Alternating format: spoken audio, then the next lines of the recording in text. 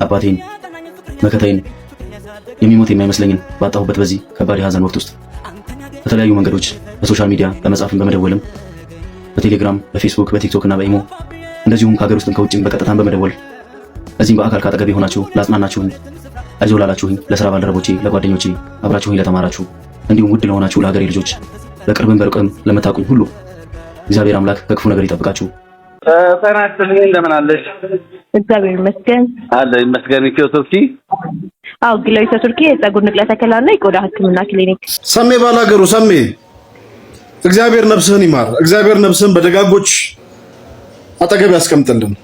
ሰበር አስገራሚ ዜና! ጠቅላይ ሚኒስቴሩ ከነ ካቢኔያቸው በፈቃዳቸው ስልጣናቸውን ለቀቁ። ጠቅላይ ሚኒስቴሩ ፍቅር ለተዋናይ ዳኒ ጢሞ ሰኞ ሰኔ 15 በ11 ሰዓት በታላቁ ብሔራዊ ቲያትር እኛ ንጉስ አርማን ለተዋናይ ዳኒ ጢሞ በክብር እናበረከታለን። በዚህ ሰዓት ይህ ቪዲዮ የደረሳችሁ ያልታሰራችሁ፣ ያልታመማችሁ እንዲሁም በህይወት ያላችሁ 5 ሰከንድ አይፈጅባችሁም። ኮሜንት ላይ ተመስገን ተመስገን እያላችሁ ጻፉ። አሜን አሜን አሜን አሜን። ከክፉና ከመጥፎ ነገር ጠብቆ ለዚህ ሰዓት፣ ለዚህ ደቂቃ፣ ለዚህ ሰከንድ፣ ለዚች ጊዜ ያበቃ ፈጣሪ የተመሰገነ ይሁን። ሰላም ጤና ይስጥልኝ ውድ የቻናሌ ቤተሰቦች፣ ዛሬም እንደተለመደው ለእናንተ ከተለያዩ ፕላትፎርሞች እንግዲህ የሶሻል ሚዲያ ፕላትፎርሞች አዳዲስና ወቅታዊ መረጃ ዘር ጉዳዮችን ልንወያይባቸው ይዤላችሁ መጥቻለሁ። አብራችሁኝ ቆዩ።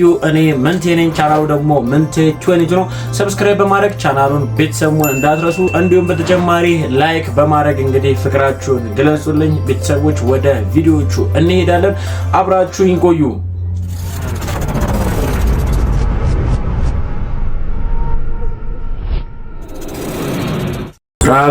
ራበኛ ወደ ናቴ ቤት ልመለስ ነው። ለማዘር ደውዬ መጣ ነው ልበላት እያልኩ እያሰብኩ በቃ አልቻልኩም፣ ከበደኛ። አቃተኝ በቃ። ክብርና ፍቅር ለተዋናይ ዳኒ ጢሞ ሰኞ ሰኔ 15 በ11 ሰዓት በታላቁ ብሔራዊ ቲያትር እኛ ንጉስ አርማን ለተዋናይ ዳኒ ጢሞ በክብር እናበረከታለን። እናንተስ ምን ትሰጡታላችሁ? ኑና ቲያትሩን እያያችሁ በትንሽ ብር ትልቅ ክብርና ፍቅር አበርክቱ። በጣም መልካም አሪፍና ምርጥ ተዋናይ ነው ዳኒዬ። በጣም ነው የምንወድህ። አብረን ልንሰራ በጣም እንጓጓለን። ናለን ትኬቱ ማግኘት የምትፈልጉ ከታች ስልክ ቁጥር አስቀምጥላችኋለሁ እንዳትረሱ። ሰኞ ሰኔ 15 በታላቁ ብሔራዊ ቲያትር እኛ ንጉስ አርማን ለዳኒ ጢሞ እናበረከታለን። እናንተ ለመናገር በሰይፉ ኦን ኢቢኤስ ላይ ቀርቦ እንግዲህ በነበረው ቆይታ ምክንያት የበርካቶች ልብን በሐዘን የመታ አንጋፋ አርቲስት መሆኑን መርሳት የለብንም። እንግዲህ በአርት ውስጥ ሆኖ በርካታ ችግሮችን አብዛኞቹ አርቲስቶች እንደሚያሳልፉ ራሱ በአንደበቱ ተናግሯል። እንግዲህ የመበለው እስከማጣ ድረስ እርቦኝ እንዲሁም ደግሞ ወደ እናቴ እስከሚሄድ ድረስ ደርሻለሁ፣ ምክንያቱም አርት ያን ያህል አያበላም ብሎ በራሱ አንደበት ተናግሯል። እንግዲህ ቤተሰቦች ይህ ጀግና የሆነ አርቲስት ዳኒ ጢሞ እንግዲህ ክብር አይገባውም፣ ክብር ለሚገባው ክብር ልንሰጠው ይገባል። ስለዚህ ዳኒ ጢሞ ወዳጆች አለው እንድትሉ ከዚህ ጋር መልእክቱን ላስተላልፍ እወዳለሁ። ወደ ሌላ ጉዳይ ስንሄድ እንግዲህ ከሰማኸኝ በለው ልጅ ነው ተብሎ እንግዲህ በርካቶችን እያነጋገረ ያለ ጉዳይ አለ። እስቲ ለማንኛውም ቪዲዮ ልጋብዛችሁና ሐሳባችንን እንሰጥበታለን። ምን ማለት እንዳለብኝ አላውቅም፣ ብቻ እግዚአብሔር አምላክ የወደደውን አደረገ ብዬ ብጀምር ደስ ይለኛል። አባቴን መከታዬን የሚሞት የማይመስለኝን ባጣሁበት በዚህ ከባድ የሐዘን ወቅት ውስጥ በተለያዩ መንገዶች በሶሻል ሚዲያ በመጻፍም በመደወልም በቴሌግራም በፌስቡክ በቲክቶክ እና በኢሞ እንደዚሁም ከሀገር ውስጥም ከውጭም በቀጥታም በመደወል እዚህም በአካል ካጠገቤ ሆናችሁ ላጽናናችሁኝ፣ አይዞህ ላላችሁኝ፣ ለሥራ ባልደረቦቼ፣ ለጓደኞቼ፣ አብራችሁኝ ለተማራችሁ እንዲሁም ውድ ለሆናችሁ ለሀገሬ ልጆች በቅርብም በሩቅም ለምታውቁኝ ሁሉ እግዚአብሔር አምላክ ከክፉ ነገር ይጠብቃችሁ። እንዲሁም ደውላችሁልኝ ላላነሳሁላችሁ፣ ጽፋችሁልኝ ላልመለስኩላችሁ ትልቅ ይቅርታ መጠየቅ እፈልጋለሁ። አምላክ ቅዱስ ገብርኤል ያክብርልኝ። ይህ ወጣት የአባቱን ህልፈትን ወይም ደግሞ ከአባቱ መለየቱን ተነስቶ እንግዲህ ሐሳቡን ገልጿል ወይም ደግሞ ሐዘኑን ለተመልካቾቹ ለአድናቂዎቹ አድርሶ ነበር። እውነት ይህ ወጣት የሰማኸኝ በለው ወይም ሰሜ ባላገሩ ልጅ ነው ወይ? እስቲ ወንድማችን በራሱ አንደበት ነገሩን ግልጽ አድርጎ ተናግሯል። ቪዲዮ ልጋብዛችሁ። ሰላም፣ እንዴት ናችሁ? ይሄንን ቪዲዮ የምሰራው የምታውቁኝ ሰዎች፣ በቅርበት የምታውቁኝ ሰዎች ታውቁኛላችሁ። ግን በቅርበት ለማታውቁኝ ሰዎችና ኖርማል እንደ ተራ ሰው ቲክቶክ እንደሚጠቀም ሰው ለምታውቁኝ ሰው ይሄን ቪዲዮ እየሰራ ያለሁት ማለት ነውና በመጀመሪያ እኔ የተወዳጁ አርቲስት ነፍሱን ይማረውና የአርቲስት ሰማኸኝ በለው ልጅ አይደለሁም። ይሄን እንድታውቁ ፈልጋለሁ። ይሄንን ያልኩበት ምክንያት አለ። ምክንያቱም ከላይ በኮሜንቶች እንደምታዩት ማለት ነው እኔ በግል በራሴ ህይወት በደረሰብኝ ሀዘን ምክንያት ወላጅ አባቴን በማጣቴ ምክንያት የሰራሁት ቪዲዮ አለ። እዛ ቪዲዮ ላይ አብዛኛው ሰው ማለት ነው በጣም ብዙ ሰው ኮሜንቶቹን ገብታችሁ ማየት ትችላላችሁና በጣም ብዙ ሰው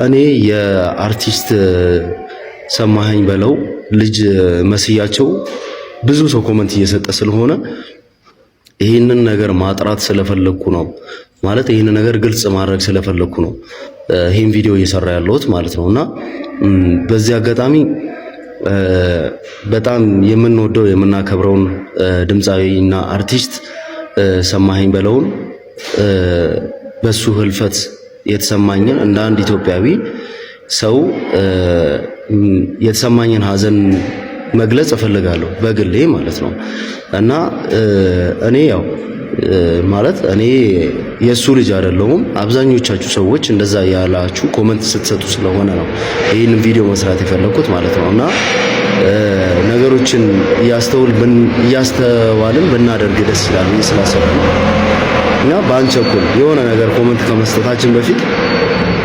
ባንቸኩል ብዬ ስላሰብኩ አብዛኛው ብዙ ሰዎችንም ደግሞ ያው ከስተታቸው ያርማቸዋል ይሄ ነገር ትምህርት ይሆናቸዋል ብዬ ስላሰብኩ ነው ይሄን ቪዲዮ ለመስራት የተገደድኩት ማለት ነውና የአርቲስት ሰማኸኝ በለው ነፍስ ደግሞ ፈጣሪ በአጸደ ገነት ከአብርሃም ከይስሐቅ ከያዕቆብ ወገን ያኖርልን እና ይሄንን ማለት ስለፈለኩ ነው።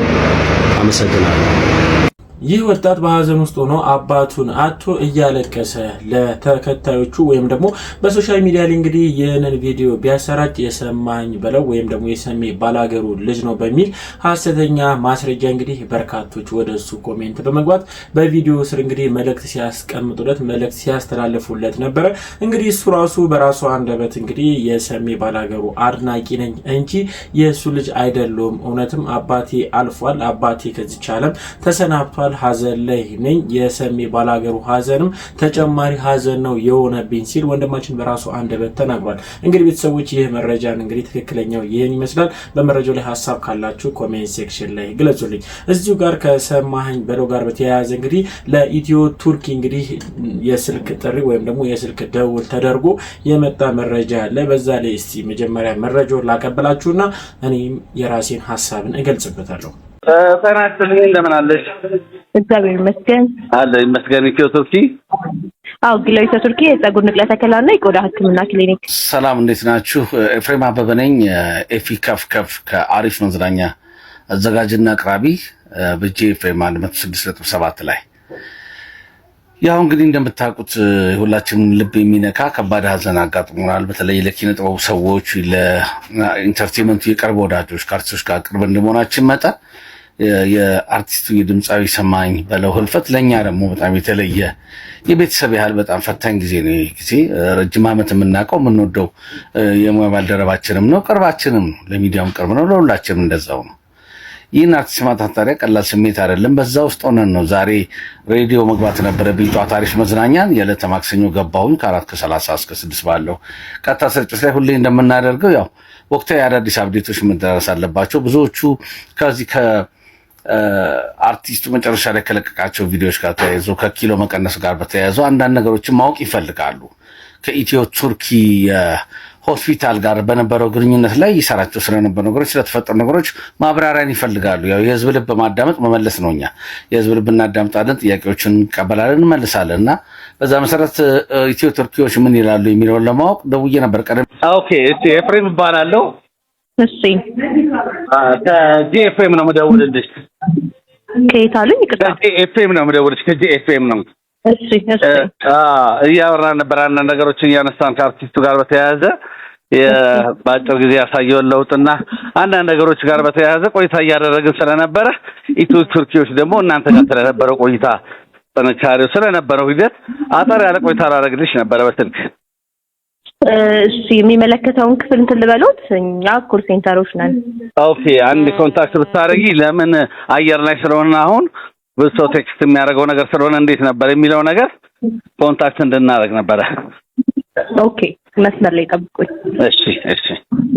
ቀደም ሲል እንደሰማችሁት ኮል ሴንተር ነኝ ያለች የድርጅቱ ሰራተኛ አናግራኛለች። ሁኔታውን ነገርኳት። ለምን ጉዳይ እንደሆነ ካስረዳት በኋላ መልሼ እደውላለሁ አለች። ደጋግሜ የደወልኩላት ምንም የሰጠችኝ መልስ የለም። መልሼ እደውላለሁ አለች። አየር ላይ ነው ያለነው እኛ እስከ 6 ሰዓት ነው፣ በሰዓት ነው ፕሮግራሙ፣ ላይቭ ነው። አድማጮቻችን እየጠበቁ ነው የዚህን ጥያቄ። ስለዚህ አንድ እዛው ጋር ላለ ዶክተር አገናኝታ መልስ መናገር ነው። አንድ ዶክተር ብታገናኝ ትችል ነበረ። ሄሎ አንዴ መልሼ ልደውልልዎት። እሺ እሺ ጠብቃለሁ። እሺ ለምን እንደሆነ አላውቅም። የበለጠ ተዘጋጅተው ወይ ተደራጀ መልስ ለመስጠት ይሁን ወይ የሚመለከተው አካል የለ ይሆን። ሆስፒታሉ በኩል ግን ብዙዎች ላቀረባችሁ ጥያቄ መልስ መስጠት አልቻልም። አዝናለሁ። መልሼ እደውላለሁ አለች። ኮል ሴንተሯም ልትደውልኝ አልቻለች። በዛ ምክንያት ነው እኛ እንጂ ድርጅቱ ምን ይላል የሚለውን ለማሳወቅ ዝግጁ ነን። እንግዲህ በቀጣይ በሌሎች ቪዲዮዎች የሚናገሩት ነገር ካለም ለማዳመጥና እስቲ የሚናገሩት ለመስማት ዝግጁ ነን። ኤኒዌይስ እኛ ግን ማድረግ ያለብንን ሞክረን ነበረ። መልሼ አሁን እደውላለሁ። አሁን መልሼ አሳውቃለሁ። ዶክተር አገናኛለሁ ሰው የሚመለከተው አካል ጋር ቆይታ ታደርጋላችሁ ብላ 2-3 ጊዜ ደወልኩላት። መልሳም እስካሁንም እንግዲህ ወጥቻለሁ። አሁን ከዝግጅቱ ወጥቼ ነው ያለሁት ከረጅም ሰዓታት በኋላ ምንም የተደወለልኝ ነገር የለም። ሰው መደወል ነበረባቸው። ለማንኛውም በአሪፍ መዝናኛ በኩል ያደረግነው ጥረት ይህን ይመስላል ለማለት ነው። አመሰግናለሁ። ነፍሱን ይማር የወዳጃችን።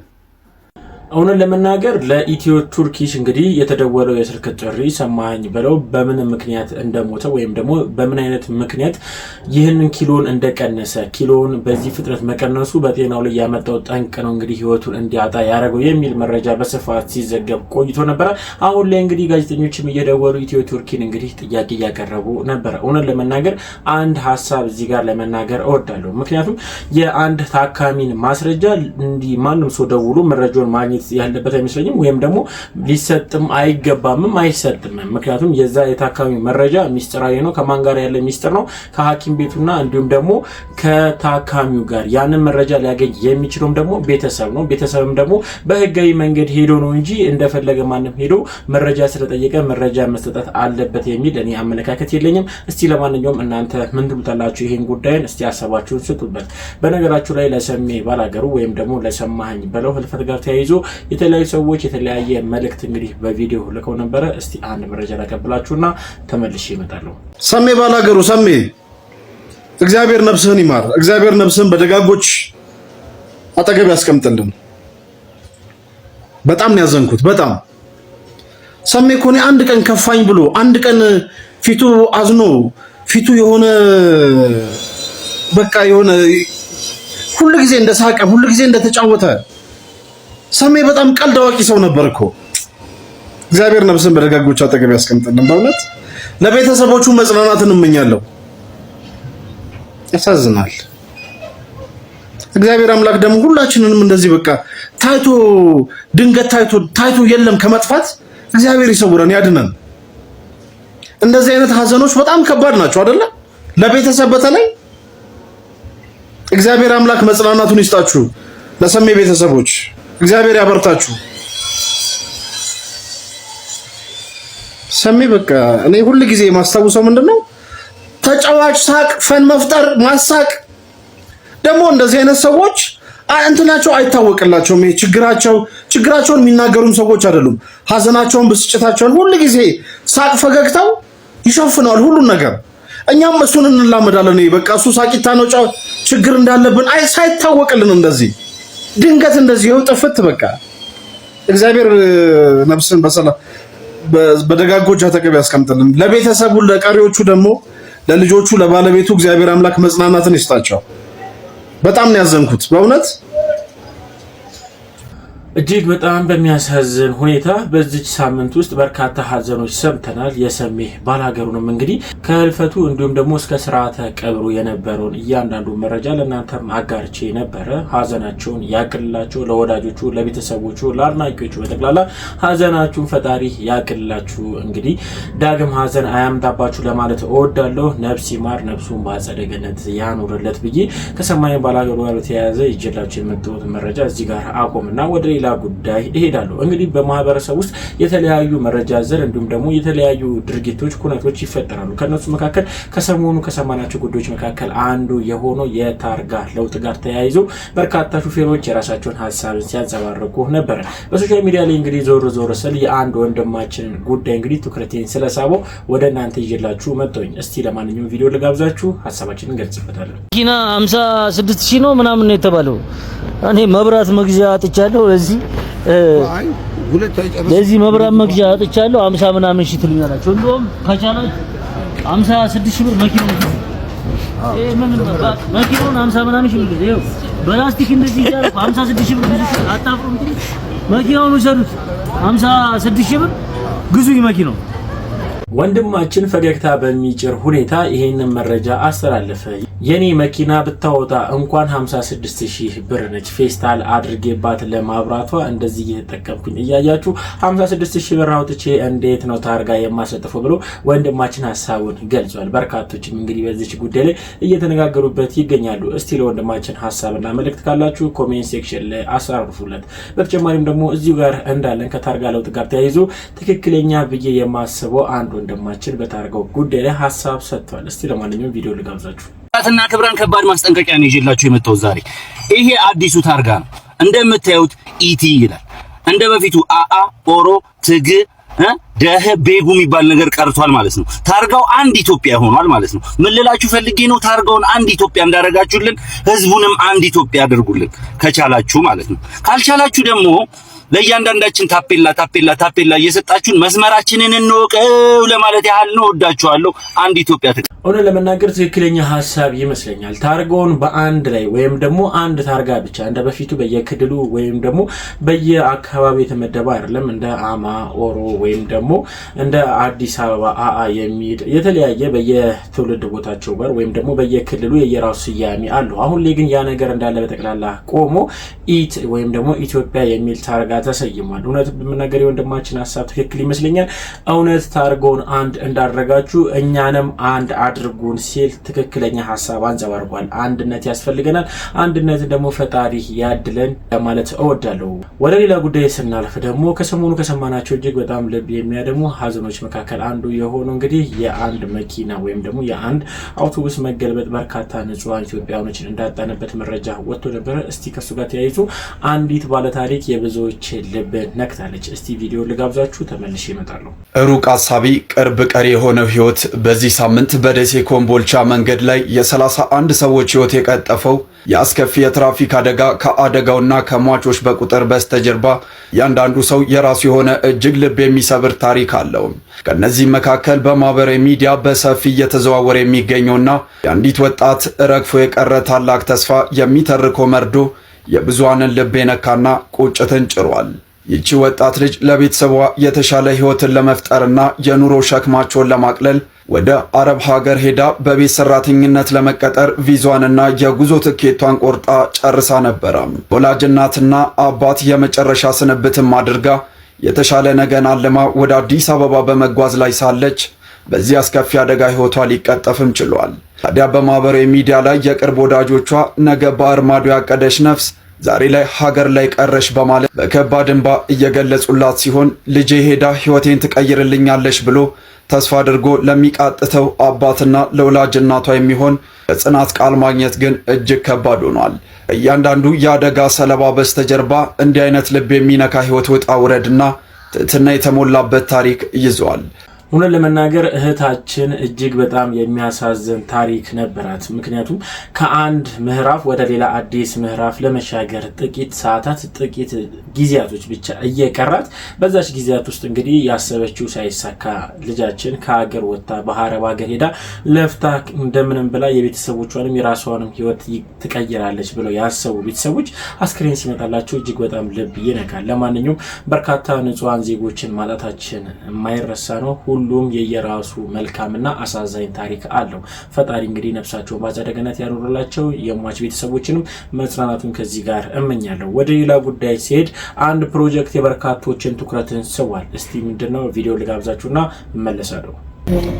30 ኪሎ ሜትር ራዲየስ ውስጥ 8000 ሰራተኞች 4000 ተሽከርካሪዎች ዴይ ኤንድ ናይት በድሮን አፈሩ ተቆፍሮ የት እንደሚቀመጥ የሚታይበት ፕሮጀክት ከአፍሪካ አንደኛ በኢትዮጵያ ደግሞ ያው ፎርስ ከአፍሪካ አንደኛ ሆኖ ከኢትዮጵያም አንደኛ የሚሆን ተብሎ እየሰማሁት አሁን በፖለቲክስ ወደ ጎን አድርጉት ነው ማለት ነው። ልቤ የሆነ ገባች በቃ ላይ ገባ ደስ ስለሚል ደስ ስለሚል ብሎ ወዲያውኑ አናቴ ቅጭል ያደረገብኝ የሰው ልጅ 30 ኪሎ ሜትር ራዲየስ ውስጥ እንደዚህ አይነት የተናበበ ስራ እየሰራ እናንተ 30 ካሬ በማትሞላ ቢሮ ውስጥ 3 በማትሞላ ህንጻ ላይ ያላችሁ የወረዳ ሰራተኞች ወርደው ዴይ ቱ ዴይ እናንተ ጋር አገልግሎት ለመምጣት ፈልገው የሚመጣ የመንግስት ሰራተኞች ኢንክሉዲንግ ኢሚግሬሽን ምን ብትረገሙ ነው? ወዶ ምን ዕውቀት ያንሳችሁ ነው? እኔ አሁን ድሮ አይ ዋስ ፋይን ይሄኛው ዜና እስካይ ድረስ ማለት ነው በቃ አይ ዋስ ፋይን የተረገምን ስለሆነ ይችላል ስራ አያምርብንም ማለት ነው እያሰብኩ ነበር። አንዳንድ ጊዜ ደግሞ ነው አስተዳዳሪዎቹ ቻይናዎች ስለሆኑ ጣሊያኖች ስለሆኑ ባካቸው የሚሳለጠው እንጂ ኦኬ ፋይን 30 ኪሎ ሜትር ራዲየስ ውስጥ ይሄን ነገሮችን ስንተርገር እየታመሱ እየተሰሩ ያለበት ሀገር ላይ እየኖርኩ ከዛም በኋላ ግን ዴይ ቱ ዴይ የምንሄድበት ሁኔታ ላይ እንደዚህ ልምሻ የአእምሮ ልምሻ ስንፍና ማለት ክፋትም አእምሮአችሁ ውስጥ አለ መሰለኝ። እንዴት የሰው ልጅ ፈገግ ያለ ፊት ትክክለኛ አለባበስ ቀልጣፋ ያለ ታይፒንግ ቀልጣፋ ያለ አነባበብና ቀልጣፋ ያለ መናበብ ያቅቷል። ያላገባ ወረቀት ለማውጣት ዴት አድርጌ አገባለሁ ሪዝሙት እና እየወቀስኳችሁ ነው። እሺ እናንተ ይሄ መንግስት ኃላፊዎች ግማሹ ያኛውን ስልጥ ፍጥን እኛ የምንሄድባችሁ እንደዚህ አይነት ነው አርሞቹ እንደዛኞቹ ያኛው ይጎተት ብለን ፈለግ እንደ ተመስገን እነዚህ አይነት ሰዎች እዛ ላይ ባለመኖራቸው ወይ ደግሞ በመኖር የሚሰራው በመኖር ነፍሴ ትደሰታለች። እማረው ግን ኢኳል ይማረው ማለት ነው። መሰራት እየተቻለ ነው የምንፋዘዙ መሰራት እየተቻለ ግማሽ ቀን 2 ቀን 3 ቀን ለአንዲት ወረቀት ለአንዲት መታወቂያ ለአንድ ፓስፖርት መመላለሳችን ራሳችን ኮስት እንድናደርግ ያልከት አሁን ተሰብስባችሁ ሄዳችሁ መታወቂያችሁ ተመሳሳይ የመንግስት ሰራተኞች ተበላጭ ኃላፊዎች ተበላጭ ከየት ነው የምትመጡት? እንዴት ነው የምታመጡት? ይሄን የምሬን ነው የምትላጭ ዜሮ ከፈገግታ ዜሮ ከትህትና ዜሮ ከንቃት ዜሮ ከብቃት ዜሮ ከሶሉሽን ችግር ከመፍታት ዜሮ ምንም እንዴት ነው የምትመረጡት? እውነት ለመናገር ይህን ፕሮጀክትን ስንመለከት በርካታ ፈጣን የሆኑ ስራዎች እየተካሄዱበት እንደሆነ ያስታውቃል። የሁላችንም ሀሳብ በዚህ ጉዳይ ላይ አንድ የሚያደርገው ምንድነው እነዚህ እንደዚህ አይነት ፈጣን የሆኑ ፕሮጀክት በፈጣንና በአጭር ጊዜ ውስጥ የሚያበረክት አካል ወይም ደግሞ የሚያበረክት ህዝብ ባለበት ሀገር ላይ ለምንድነው ታዲያ አንዲት የፊርማ ጉዳይን ለማስፈጸም በርካታ ሰዎች የሚግሏሉት? በተለያዩ የመንግስት አካላት ስራ ቦታ ላይ እንግዲህ በርካቶቻችን ብለውነሽ ጉዳይ ብንሄድ እንኳን ራሱ የአንድ ደቂቃ ወይ የሁለት ደቂቃ መተሆኖን ከአንድ ቀን በላይ ሊያቆየን እንደሚችል ሁላችንም እናውቃለን። ምናልባት ለነዚህም እንደዚህ አይነት ፕሮጀክቱን ሊድ እንደሚያደርግ አካል ቢመደብላቸው ይህ መስተጓጎል ይቀራል ብዬ ሀሳብን ስትፈልጋለሁ። የወንድማችን ሀሳብ እንዴት ተመለከታችሁት? ሀሳባችሁን ስጡበት። እዚሁ ጋር እንዳለን እንግዲህ አንድ አባት እንግዲህ የበርካቶችን ትኩረትን እየሳበ ወይም ደግሞ በቲክቶክ ፕላትፎርም ላይ የራሳቸውን ሀሳብን ካንጸባረቁ በኋላ በርካቶች እየተቀባበሉት ሀሳባቸውን ይሰጡበት ነበረ። እስቲ ምንድነው ቪዲዮ ልጋብዛችሁና ሀሳባችንን ስጡበታለን። ዛሬ እኛን ድሆችና የድሃ እኔ እውነቴን ነው አቶየው ቀበሌ ሄጄ ቤት ስጠይቅ የድሃ አስመስክር ተብያለሁ። የድሃ ምን ያስፈልገ ድህነት አይበቃም ወይ ብዬ ብል ቀበሌ የድሃ ካላልክ አይሆንም 10 ሰው አስመስክሬ ቤት አልተሰጠኝ።